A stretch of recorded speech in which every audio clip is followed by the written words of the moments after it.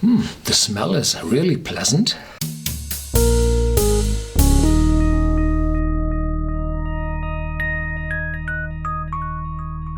Welcome to Whisky.com, where fine spirits meet. My name is Horst Lüning. I'm the master taster of Whisky.com, and today we have the Arran Robert Burns Blended whiskey here in my cask.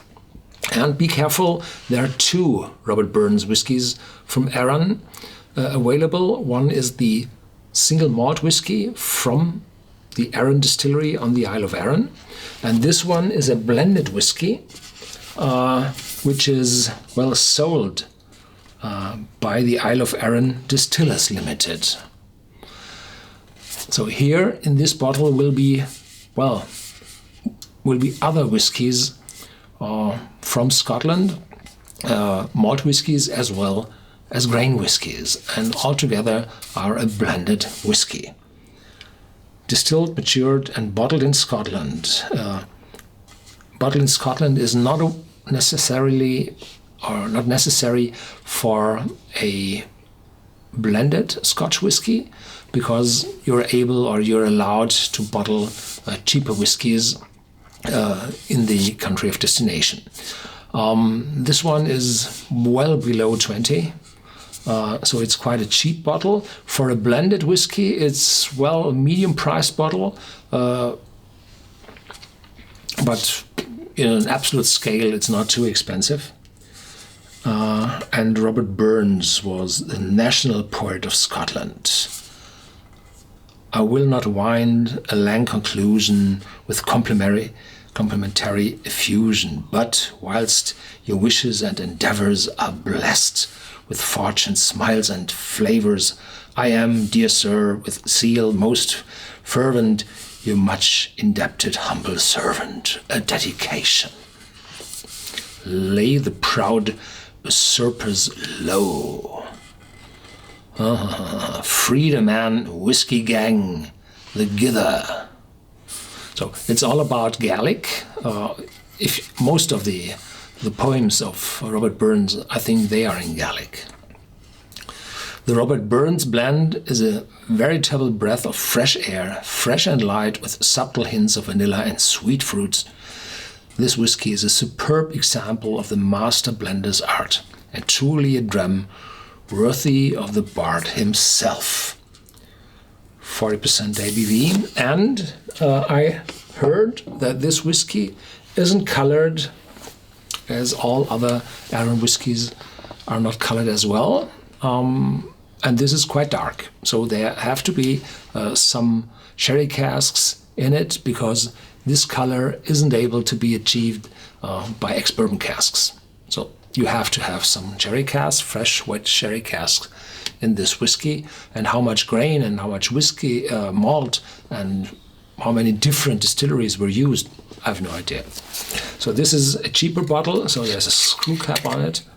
A metal one, I do not like them, because if you're turning hard, they will fail, and the seal in it will lose tension, and then you will have evaporation. But for a cheap bottle, I think it's okay, because it would not last for too long.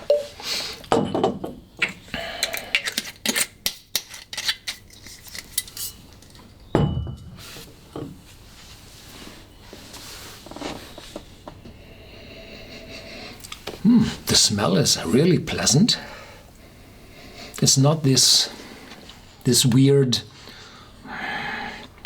bitter smell of cheap blended whiskey. This is fruity,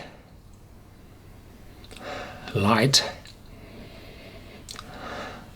some roasted oak, wood,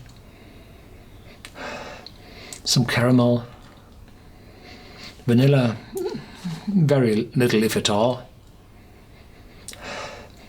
and there's probably some cherries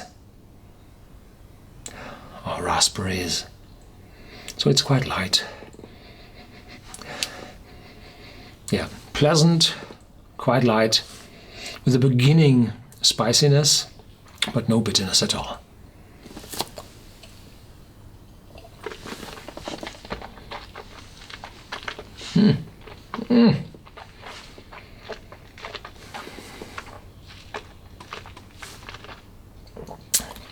weird.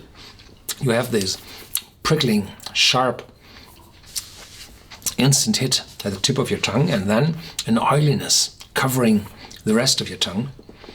So it's in the front, it's completely different than in the back. So becoming drier.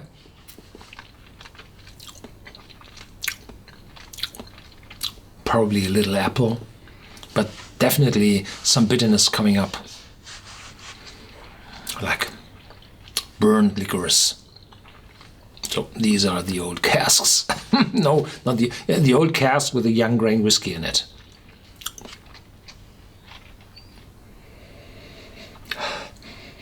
Yeah, well, this one is better than I thought. Definitely shows malt whiskey influences, definitely has a character, and the bitterness is already gone. So there's some spiciness in it, showing, well, some substance. Thank you for watching. Stay tuned, there's more to come, and as always, feel free to give your comments in our whiskey database to the quality of this whiskey.